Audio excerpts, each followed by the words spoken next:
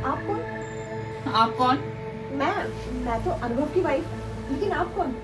मैं यहाँ के मकान की मालकिन हूँ जिसमें तुम रहते हो। ओह अच्छा अच्छा। और तुम्हारा पति कहाँ है? वो तो घर पे नहीं है, पर कोई बात नहीं, आप आइए ना अंदर।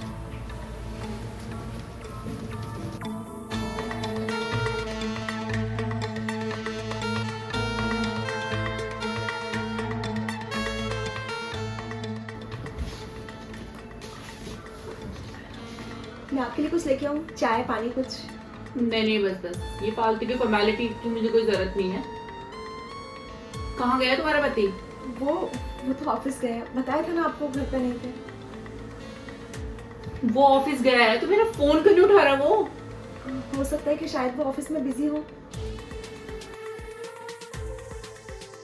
तुम्हें पता है पूरे एक हफ्ते से कॉल कर रही हूँ उसको मैं। बंदा रात को आके अपना फोन तो चेक करता ही होगा ना, या बिल्कुल ही फोन रखना ही बंद कर दिया तुम्हारे पति ने? देखिए, मुझे नहीं पता कि वो आपका फोन क्यों नहीं उठा रहे हैं, लेकिन अक्सर वो सभी के फोन उठाते हैं। इनफैक्ट मिस कॉल पड़ी होती है तो कॉल बैक भी कर लेते हैं। मुझे इस बारे में कुछ नहीं पता। देखो, मुझे कुछ नहीं पता। तुम्हारे पति ने तुम्हें शायद नहीं बताया कि उसने मुझसे पूरे 2 लाख रुपए ले रखे हैं। 2 लाख रुपए? हाँ। हाँ, इस बारे में उन्होंने मुझे सच में नहीं बताया। लेकिन उन्होंने मुझसे 2 लाख रुपए लिए क्यों? वो तुम अपने पति से ही पूछना कि क्यों लिए थे मुझसे 2 लाख रुपए। वैसे तुम इतने कुछ खास भी नहीं हो जितनी उसने तारीफ की थी। मेरी पत्नी वो है, मेरी पत्नी ऐसी है वैसी है। ऐसा तो मुझे कुछ दिख नहीं रहा तुम्हारे अंदर। देखो सुनो, तुम्हारा पति आए ना तो उसको बोल देना, या तो मेरे 2 लाख रुपए दे देगा शांति से, या मुझसे फोन पे बात करेगा। वरना ये तुम्हारा जितना भी सामान है ना, उठा के रोड पे फेंक दूंगी बाहर। नहीं नहीं, आप प्लीज ऐसे मत करिए। मैं आज ही अपने पति से इस बारे में बात करूंगी। ठीक है, अभी तो मैं चल रही हूँ, बाकी तो तुम्हें पता ही है आगे क्या होगा।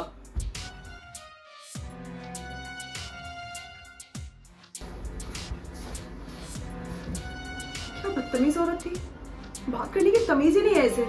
एक औरत होके औरत की इज्जत नहीं कर सकती। और क्या बोल रही थी ये कि तुम देखने में इतनी खास नहीं हो। अरे भाई, मेरे पति को पसंद हूं मैं, तेरा क्या मतलब? खुद तो ऐसे बोल रही थी जैसे खुद कितनी खास हो। घर का सामान फेंक दूंगी धमकी दे रही थी। सामान इसके बाप का है, घर दिया था वो भी खाली।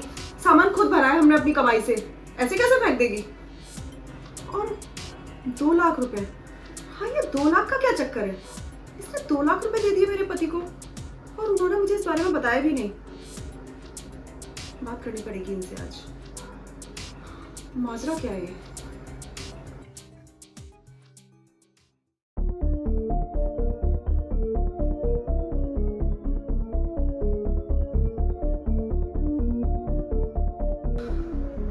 इशिका, गिलास पानी लाना। जी लाई।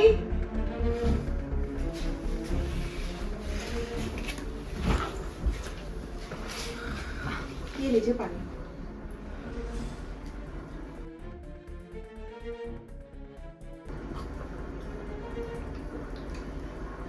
और कैसा रहा आज ऑफिस का दिन? कुछ मत यार, बहुत थक गया।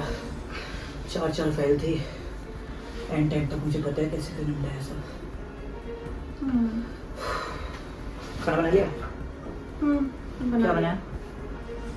लौकी की सब्जी। अच्छा अच्छा, तुम्हारा मुंह पे लटका हुआ है। मकान मालकिन आई थी आज। क्या? वो क्यों आई थी? अपने 2 लाख रुपए मांग रहे। 2 लाख रुपए लिए ना तुमने उससे? हाँ लिए थे तो तुमने मुझे बताया भी नहीं। हाँ, इशिका शादी से पहले लिए थे। शादी के बाद क्या तुम्हारी जिम्मेदारी नहीं है कि अपनी बीवी को हर बात बताओ? बट इशिका, उससे इस चीज का क्या लेना देना है? और पहले ये बताओ उसने तुम्हें क्या बोला?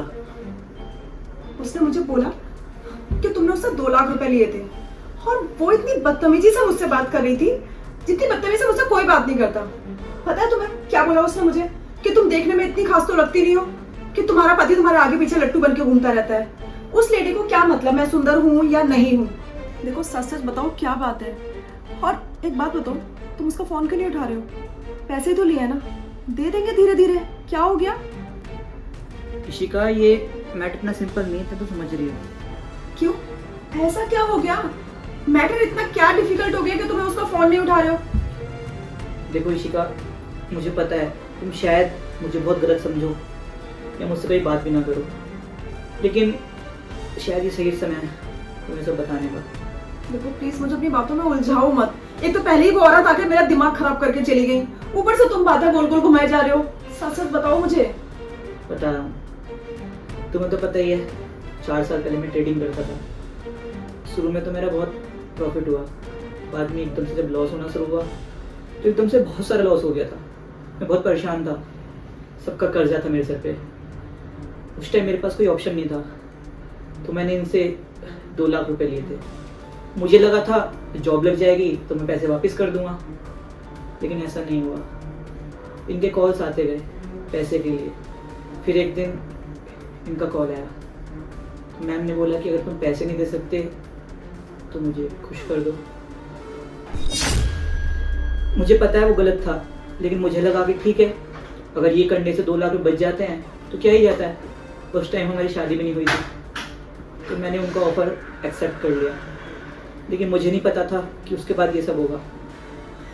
एक बार उनसे मिलने के बाद डेली उनकी कॉल आती थी, मैं जाता रहा, मैं मिलता रहा। उन्होंने मुझे परेशान कर दिया था, हर दूसरे दिन कॉल, मिलो, ये वो। मैं पक गया था इशिका, मैं क्या करता। मैंने मैम को बोला कि मैम देखो, अब मेरी शादी हो गई है, मैं इशिका से बहुत ज़्यादा प्यार करता हूँ। तो मैम ने बोला अनुभव मैं किसी को नहीं बताऊँगी। मैं फिर उनके पास एक बार गया, लेकिन वो बाज नहीं आई। हम मुझे डेली कॉल कर रही हैं, डेली प्रेशर कर रही है। इशिका तुम खुद बताओ, मैं अब ये सब कैसे कर सकता हूँ। इशिका, मैं तुमसे बहुत प्यार करता हूँ और मैं ये सब नहीं करना चाहता, लेकिन सच बता रहा हूँ, मैं तुम्हें बताना चाहता था, लेकिन मुझे डर था कि तुम मुझे छोड़ के चली जाओगी। मैं तुम्हें खोना नहीं चाहता था, प्लीज़ मुझे माफ़ कर दो। देखिए सच में गलती तो आपसे हुई है और इसका प्रायश्चित भी आपको ही करना होगा। आपने मुझे हिम्मत करके इतना बड़ा सच बताया है, तो अब मेरा भी फ़र्ज़ बनता है कि मैं आपका साथ दूँ। और एक पत्नी का फ़र्ज़ होता है ना कि अपने पति के सुख दुख दोनों में साथ दे। तो बस अब मेरी बारी आ गई है, तो आप परेशान मत होइए। अब मैं जैसा जैसा बोलती हूँ आप बिल्कुल वैसा वैसा करिए। क्या करना होगा? एक काम करो, आज उसे घर पे बुलाओ शाम को। इशिका तुम पागल हो गई हो? तुम्हें पता भी है वो कौन लोग हैं?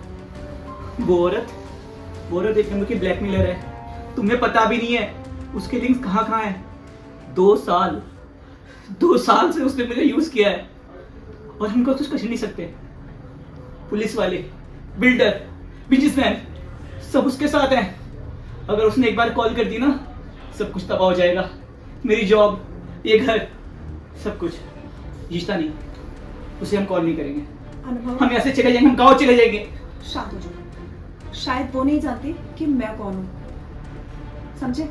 बस मैं जितना बोलती हूँ तुम उतना करो। और मैं तुम्हारी बीवी हूँ, तुम्हें भरोसा है ना मुझ पे? पर इशिका तुम समझ नहीं रही हो, तुम बहुत खतरनाक है। तुम नहीं समझ रहे हो, बस तुम उस पर भरोसा रखो, मैं सब कुछ ठीक कर दूंगी। आज शाम को उसे घर बुलाओ, पक्का। और बस उसको ये बोल देना कि तुम्हारी बीवी घर पे नहीं है। तो अब आ ही गया खिरूट पहाड़ के नीचे, मान ही गए तुम भी।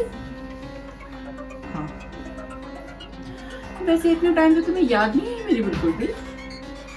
मैम वो आपको तो पता है कि अब शादी हो गई है, इशिका हर टाइम साथ रहती है, इसलिए आपके कॉल्स भी नहीं ले पा रहा था।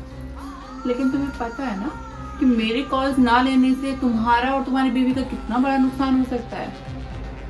हाँ मैम, मुझे पता है। समझदार हो।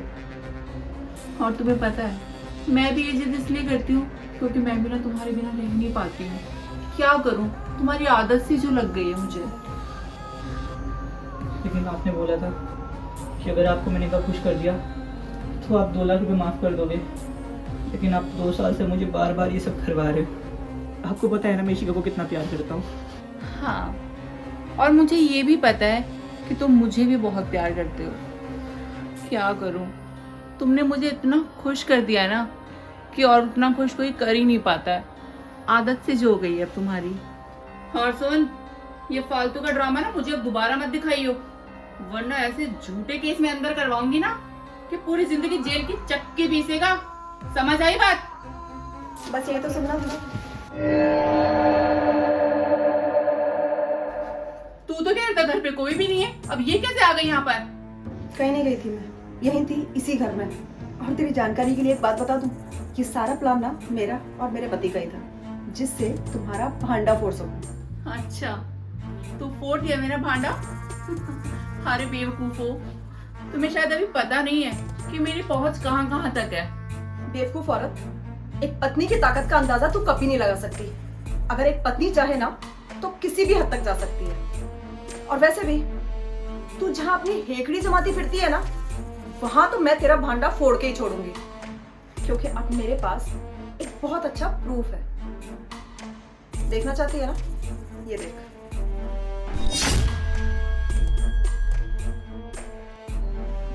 अच्छी लगी ना वीडियो? अब ये वीडियो उन तमाम जगह जाएगी जहां तू अपनी हेकड़ी जमाती फिरती है। और क्या सबके पतियों को तू इस तरह ब्लैकमेल करती है?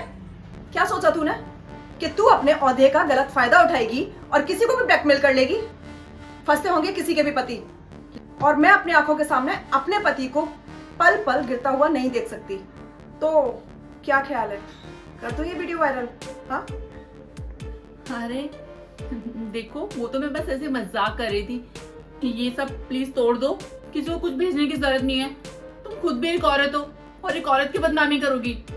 प्लीज इस सबको खत्म करो। बकवास बंद कर, और मुझे इस तरह का वाहियात मजाक बिल्कुल पसंद नहीं है।